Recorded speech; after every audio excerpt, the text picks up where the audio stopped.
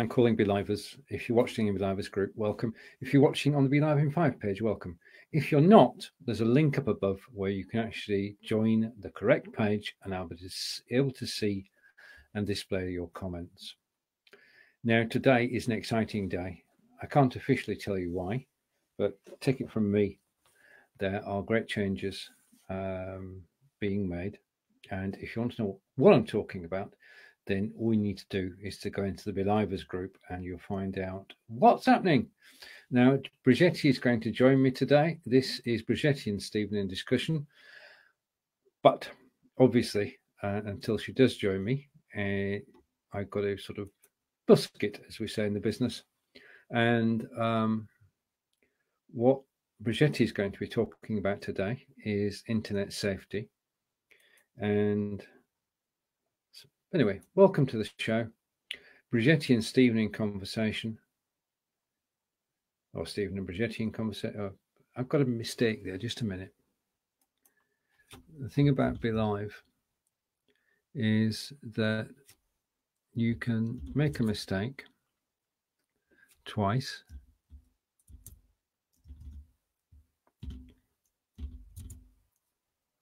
Ah, that's wrong. Okay, I'll just take that off screen. Okay, welcome to the show anyway. Where to begin? I'm going to begin with a video. I'm going to bring the video up on screen. People ask me, why do you... Well, I just enjoy going live, and I'm going to tell you why. It's because of all the people that are actually involved in what I do. And I'm going to bring a video up on screen. I'm going to turn my camera off, but you'll still be able to hear me. And I'm going to play the video.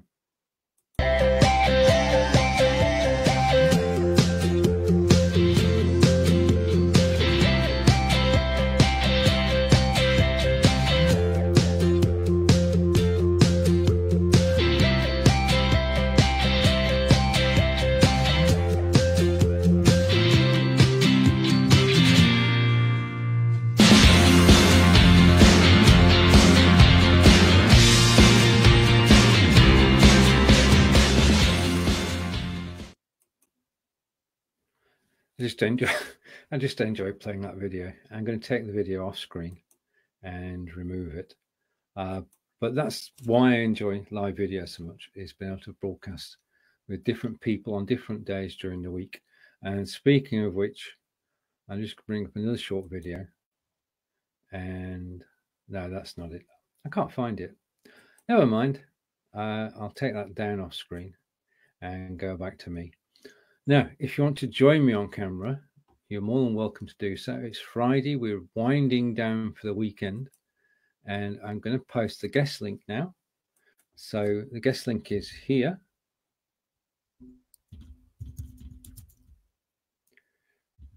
Wish I could spell. Just a minute.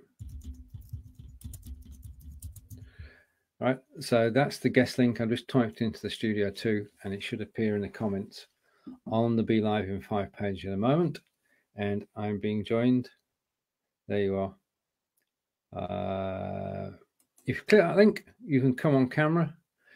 You don't have to appear on camera though. You can come just with your microphone. So it's up to you, but you're more than welcome to join us. Bridgetti is in the staging area and I'm going to bring Bridgetti on screen. No, I'm not. You've done black, Bridgetti. Let's go. Let's try again. Okay, 3, 2, 1. By the magic of BeLive.tv, I am joined by Bridgetti. Hello.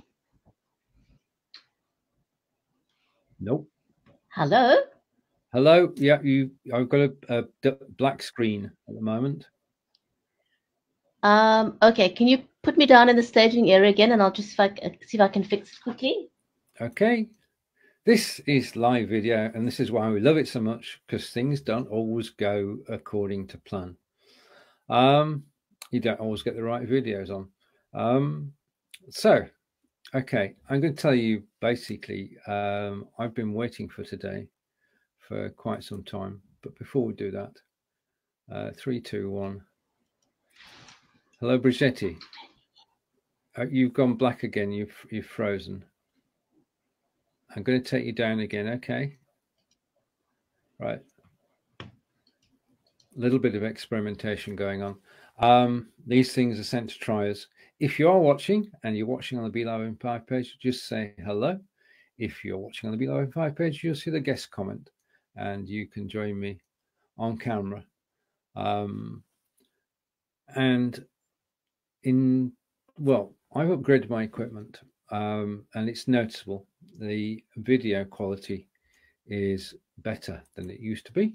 That's because I've switched to a Logitech Brio camera, which, well, it's just C920 is brilliant. C922 is better, but the Brio is the top of the range for external cameras, and it can do all sorts of wonderful things, which I'm still exploring and waiting for.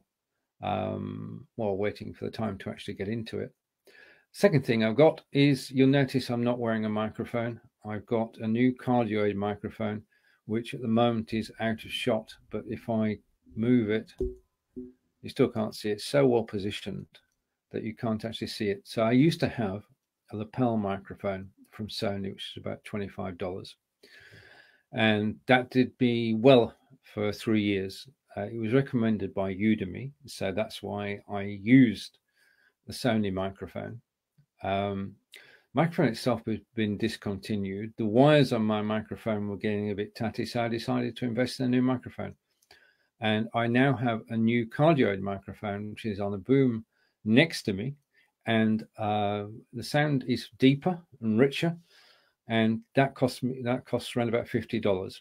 So new microphone, new camera, and also a new set of earbuds, because after 4 years of wearing them, they felt a bit too. So I've got all the new equipment for broadcasting in 2020. This should see me through 2020, and hopefully, if Christmas is good, I shall also get a new PC, which will make things even better. Right, I'm still waiting for Bridgetti to return. If anybody wants to join me on camera, then please do. As I say, best advice I can give you at the moment is to actually go into the BeLivers group, and you'll see an announcement there, which I'll put on screen just for you. As you're watching now, by the time anyone watches this on replay, they will know. So just to quickly show this, you can now go live on YouTube with BeLive.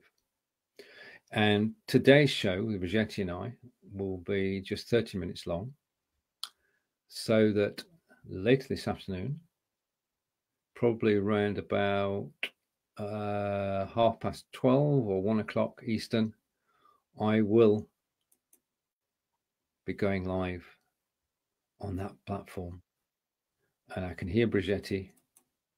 And just a moment. Okay, fine. Right. Okay. Yeah. If you saw that, all well and good. Just go in the BeLivers group and you'll find out all about it there. If you haven't got it switched on yet, and I know a couple of people haven't, then please message BeLive support on their page, say, I would like to broadcast too, and they will give you the option, add it to your studio. And in the BeLivers group, underneath the announcement, you will see a short video, and I mean short, a short video telling you how to actually create a show on that platform, and how easy it is to actually do, how easy it is to actually go live there. So, third time actually works a charm. No, I don't know. I'm waiting for a thumbs up from Bridgetti.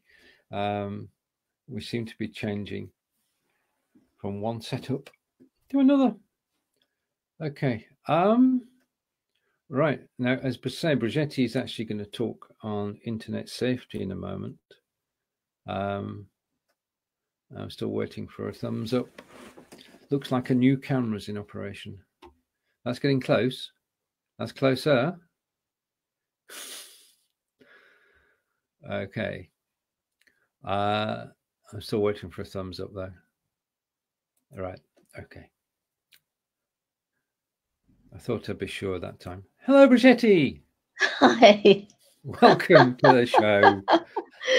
Hello, everyone. That's all part of live broadcasting. One of those days, some technical issues. Indeed. Right. Okay. Now, I briefly mentioned something that we know is happening today. We won't labour the point. I just said that go to the BeLivers group and check it out. Right. Okay. That's a good way to go. Well, I'll bring it up again so that people can see it. There it is. That way. Oh, yeah, it is over there. I'll take it full screen for a moment so you can see it. Okay, so this is discreet. It's as discreet as we can be. And on next week's show, with the experience behind us, we will tell you the best, the best ways to go live on that platform. But do visit the group to get more information. Now, Bridgetti, today's topic is one that you chose. Internet safety. Yes. Over to you. It's a subject that's very close to my heart, and something I am trying to talk about as much as possible. So the reason why I'm so passionate about responsible social media is, back in the day when we all got started on Facebook, and for some of us that was quite a long time ago, the internet was a safe place and a friendly place. And when you created a Facebook account or any other social media account, your expectation was to connect with people, to connect. Hi, Kelly. Your expectation was to connect with people that you know in person generally. And with time, that connection grew with friends and family that you knew overseas, but they were real people. And it was a place that you wanted to, where you wanted to extend your conversations that were in person to online. So in other words, it became a substitute for a communication space where you could reach out to people that were no longer in your vicinity, people that were living overseas, people that had immigrated or they're traveling. But you could now remain connected with friends and family irrespective of where they were. And that was okay, and that was great because it was all a friendly interaction.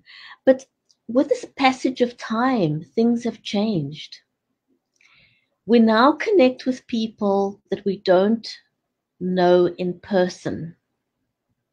We connect with people that are friends of our friends. And so we often have to rely on our friends. Now, here's the problem. Hello, Gospel, as well. Here's the problem. I have on so many occasions reached out to people that I know, and I said, I received this friend request from XYZ. Do you know XYZ personally? You will not believe how many times I've asked people that question, and then they aren't even aware that that person was on their friend list, let alone know who they are. So very often people will connect with other people on the basis that they're a friend of someone that they know. For example, someone will send me a friend request and I see that they're a friend of Stephen. So I trust Stephen, so I'm going to connect with the person because I trust Stephen. That is a big mistake, a huge, big mistake. You need to go and find out who this person is, check out their profile, make sure who else they are connected with. We've become very complacent on Facebook and on other social media platforms. And we need to start moving into a space where we treat our social media accounts with the same care that we would treat our bank accounts. You're not simply going to log into your banking and have someone look over your shoulder and give away your username and password. We need to handle our social media accounts with the same care. Why do we have to be careful? Because with the passage of time, There are no longer controls in place on the social media platforms. It's not simply a situation where any Dick, Tom, and Harry, his friend, his uncle, sister, aunt, nephew, niece, can join the social media networks. It has become increasingly easy for people to create fake profiles. Not only is it easy for people to create fake profiles on social media, it's also easy for identity theft is rife in social media, and on Facebook it is rife too. It's very rife. Why is this a problem? It's a problem because people who are victims of identity theft, their pictures are used to create up to 3,000 and more new profiles. Think about that for a minute. Every person whose profile picture is stolen, there's roughly 3,000 new fake profiles that are created. So who are you really connecting to on Facebook? Who are you really connecting to on Instagram? Do you know? Are you doing your checks and balances to make sure you're not exposing yourself to unsavory characters? And who are these unsavory characters? These unsavory characters are scammers. And it's not a single person, it's an entire syndicate network of people whose full-time day job, whose full-time career exists to scam people, to defraud people, to deceive people. They are experts at mind control. They are experts at deception. In fact, they are so good that they operate under the radar, under the noses of intelligence agencies, and they are incredibly difficult to catch because they operate 24/7 on social media. They are so well organized that they deceive people into believing that they cannot get scammed. And the myth that is out there is that stupid people get scammed. And I want to warn you that it's not stupid people that get scammed. I have interviewed people who are psychologists, professional people. There are doctors that get scammed. These are not stupid people by any means, because what we tend to forget is that aside from intelligence, and there's all kinds of different forms of intelligence, we are humans first and foremost. And as humans, what do we want? We want connection. We want to connect with people. We want to feel loved. We want to be acknowledged. We want connection. And guess who else knows that as well? The scam syndicates know that. And they exploit our need for connection. And they do it very, very cleverly, very organized. They operate similar and almost better to the US Army, dare I say. They are that highly trained and highly organized. They have a specific formula for friending people, and then over a period of time, they will gain your trust. They will gain your trust, and they will alienate you from your circle of trust, and that's when they move in for the kill. It is really something that we need to be more aware of. And something that I would like to see personally, hello Fons, who else has joined? Kelly, yeah. Something that I would like to see is that we learn to practice responsible social media. Social media is not going to go away. It's a huge part of our lives, and we're all going to engage in social media, but we need to do so responsibly. To give you an idea of how prolific and how dangerous this is, for example, on Facebook, for example, there is a criteria that you need to be 13 years and older to have a Facebook account. However, there are no checks and balances, none whatsoever.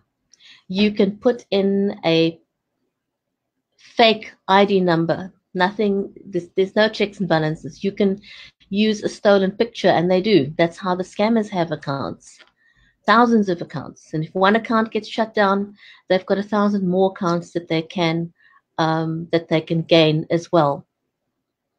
So we need to be aware of these facts and educate ourselves on how these syndicates operate, because if we deny their existence, if we feel that we cannot possibly be scammed, then we run the danger of falling into that trap. And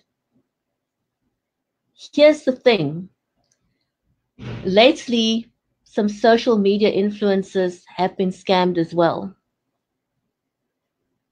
So we need to be very, very careful. So after they've created a trust relationship with you, one of the things that they're also doing to scam people is those of us doing video, for example, they are using segments of our videos to scam other people, to pretend that you are the person that you aren't.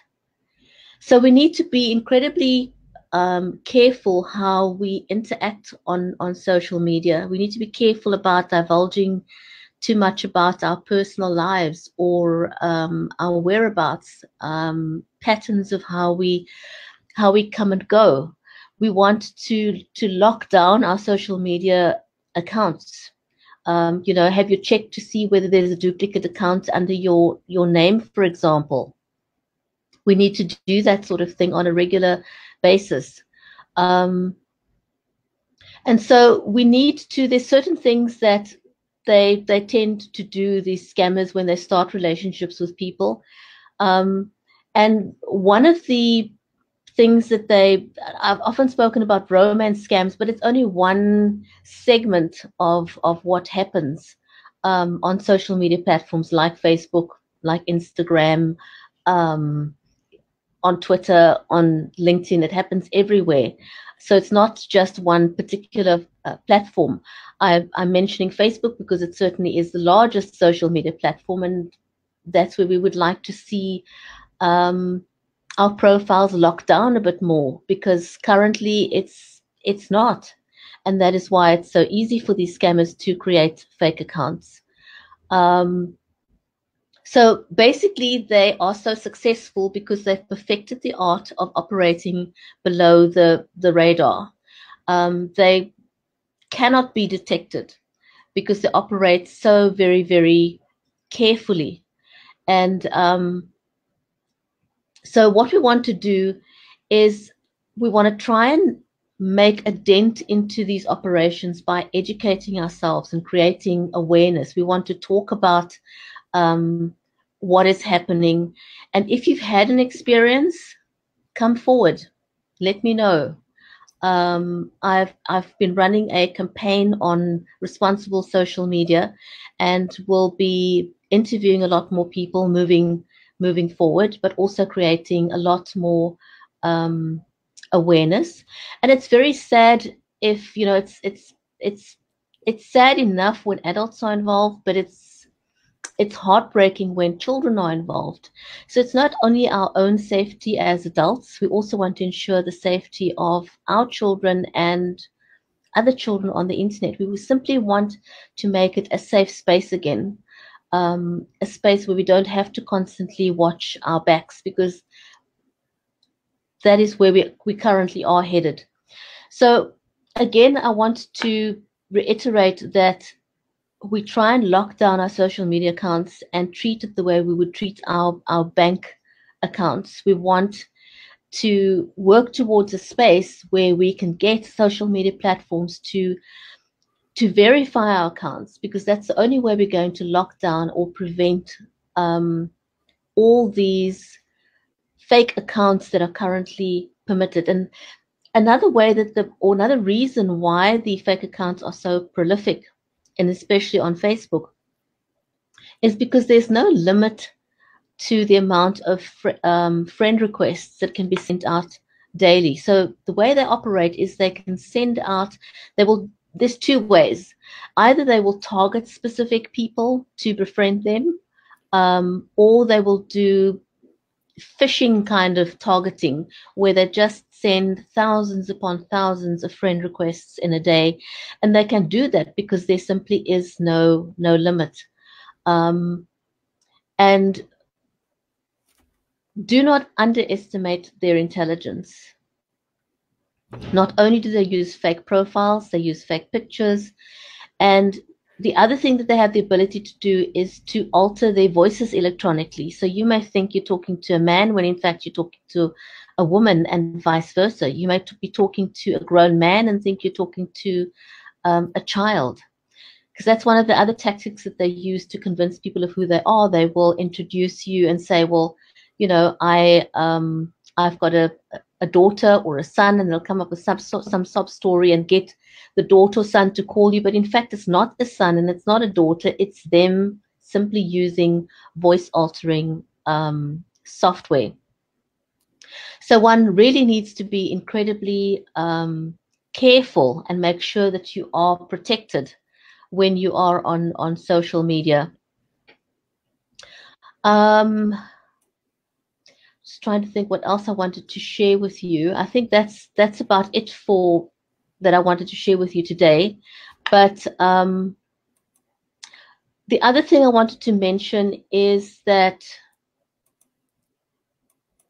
social media platforms, we often tend to feel that the social media platforms are in control, and it's specifically in relation to our safety on the internet.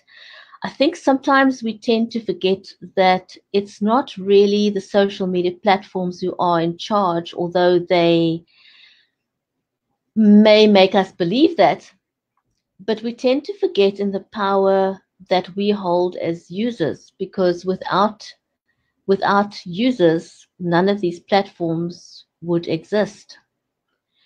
And so perhaps, I don't know, what are your thoughts? Perhaps we should take back the control that we actually own as users, because if we collectively say we want verified accounts, then the platforms are going to have to sit up and listen. They can't ignore us if that's what we're all asking for. So I think we need to start realizing that we do have some power. We're not just, we shouldn't just be like clay in the hands of a potter. We can actually influence our own destiny, as it were, by making our voices heard and saying we want to have a safe platform on which to talk to each other.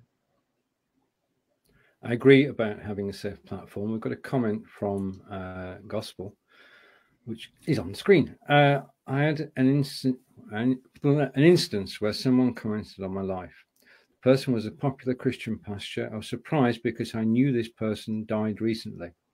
They said I'd won a prize. I got suspicious and checked it. Then the person's profile. Then I'll read it. Then the person's profile changed. Yeah. I blocked it and reported it. This just happened on Monday, and I detected their comments too. Big internet savvy is key. I'm naturally suspicious of many online, so I tend to be very conscious. Gospel, you absolutely did the right thing. There are so many people that do not check. Especially sometimes people want to have so many followers and say they're so focused on growing their numbers that they throw safety out of the window. And we mustn't do that at all costs. We must be very, very careful who we connect with, who we friend. And as I mentioned earlier, you need to realize that if someone is your Facebook friend, chances are very high that someone else is going to also connect with them on the basis that they are your friend. So be very, very careful who you connect with. Unless you've checked the person out, And it's, you know, a fake profile is so easy to spot. It really is easy to spot because usually there'll be no content on the profile other than a couple of pictures. And they'll have a handful of friends. You know, there'll be nothing significant on the profile at all. So one's got to be really, really careful. Hello, Brad. You've got to be incredibly careful before you connect to someone. Check them out carefully. Do a background check. Because once you've invited these scammers into your life, it's incredibly difficult to get rid of them. It's not uncommon, and they're different kinds of scams. It's not uncommon for a person to not be scammed just once, but up to 3 times. In fact, there's a lady that I interviewed a while ago. She's actually written a book called Fool Me Twice because she was scammed twice. Back in the day, when Twitter was young, which is sort of a while ago, somebody decided that there would be me. And they copied my profile photo and they set up a Twitter account, Stephen_Healey. And I had to prove who I was to actually get Twitter to delete it. So if somebody does copy your page, or be it on Twitter or on Facebook, then the onus is on you to actually prove who you are, to actually remove it. And the way to go about that is to tell your friends about it, because that's the first step, and then get your friends to complain that a fake profile has been created either on Facebook or Twitter or Instagram, and they're aware that it's not you, and they would like the account to be removed. And in most instances, although they might not do it straight away, the authorities within Facebook and Twitter will actually take action and say hello to Chuck. But it's a very important topic, and from my point of view, I do, when I get a friend request, I do go and look at the profile. I do see who they're connected to. If they're only connected to one of my friends, then that's a no. If they don't have a profile photo, that's a no. So there are tells, as Bridgetti says. If there's nothing on the profile, then it's be aware that everybody is not who they seem. Now, I'm just changing. And sometimes, you know, you can be friends with someone for a long time, someone that you don't know personally, and you can still get scammed. Unfortunately. Well, yeah, I mean, you said it. You said, and I quote, anyone can be spammed and scammed. And, yeah. Right now, I'm going to go live on somewhere else later. So today's a shorter show than normal. So thank you everybody for joining us. But just one topic that I want to speak about before we actually close down the show. And it's something which is important.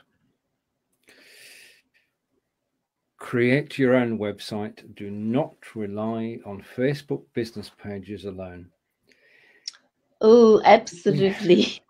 In our inner circle of friends, Bridgetti and I know 2 people, which is totally amazing, that 2 people who we respect and whose judgment we respect, who would never say boo to a goose, have had their Facebook pages removed without any prior notification. And there is no right of appeal, because Facebook just say, we can't tell you why we've done it, we've just done it. And once they've deleted it, it's gone.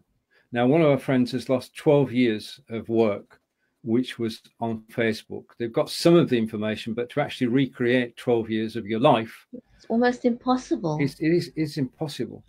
And so therefore, to have your own website where everything that goes on Facebook goes on your website, simple rule, you don't have to get any more complicated than that.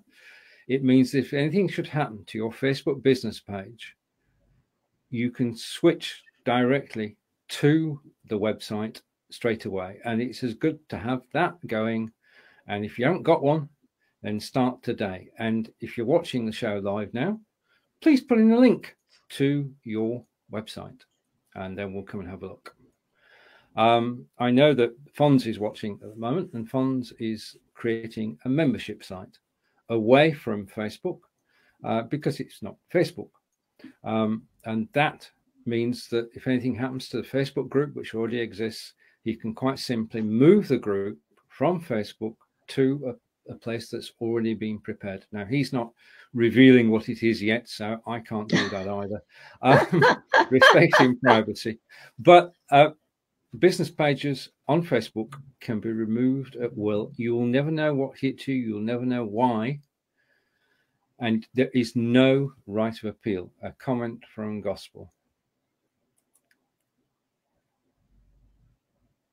Yep, Gospel's had a website for years. And that's where everything can go.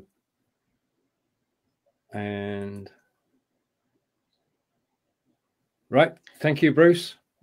There we are. We'll visit that afterwards, after the show. Now, that is a great advice for us to close off on. Please do not have Facebook as the only place where you have your videos and your content. It is a huge mistake. One that'll cost you dearly if for whatever reason you lose your Facebook page, and they can do it just like that without any warning, any reason given. Please make sure your content is in another place where, even if you don't have a website right now, make sure you upload your videos to YouTube or to Vimeo or wherever else, but don't have it in just one place. Because you're not in control of any of those platforms. It's not yours, and they can do what they want. So you need to put it somewhere that you have control over your content, where you know it's safe. Indeed. And if you want your content to be hosted, as Gospel said, be wary of just using YouTube as well. There is a site called Screencast-O-Matic, and they will host all your videos for $49 a year. And included in that, it's unlimited number of videos. Included in that is a video editor and recorder. So best bargain of the day, Screencast-O-Matic. One of the ways you can actually store your videos, because if you can't store videos on your website. That is going to cost you. Okay, it's going to cost you in terms of traffic. It's going to cost you in terms of storage space. You need a third party to store your videos on, at least one. And my choices would be YouTube. But if anything happens to YouTube, then also store them on a separate site, as Bridgetti said, Vimeo, and I'm saying Screencast-O-Matic. Those are your choices. Well, Vimeo is a lot more expensive. Oh yeah. Than that. Screencast-O-Matic sounds like a great option that's a lot more friendly on your pocket. Oh, it's definitely a friendly option. In fact, I'm looking at the moment. If anybody's got a WordPress site and you're using a membership plugin and you like it, can you let me know either by a direct message or in the comments? That would be very good, because I'm thinking of moving slightly away from Facebook. Right, just a final reminder, as you're watching us now, you didn't see this, but you can now go live on YouTube with BeLive.tv. Bridgetti and I will be back next week to talk about it. It's exciting times, and I'm ready for this. I've been waiting for this. We've been testing and testing and testing, and now we can actually, instead of going unlisted, we can actually go public, and that will open up over the next week. Bridgetti, it's over to you. Thank you, everyone, for watching. It was great to spend some time with you. We wish you a great weekend. And I'm going to close off with a reminder to practice responsible social media. Have a great weekend, everyone. And Stephen and I will see you next week again. So from Cape Town, it's goodbye for now. And from Wiltshire in England, I'll be back at 1 o'clock, but I won't be on Facebook. I'll tell you where later. Enjoy the weekend. Take care and see you again soon from Wiltshire in England.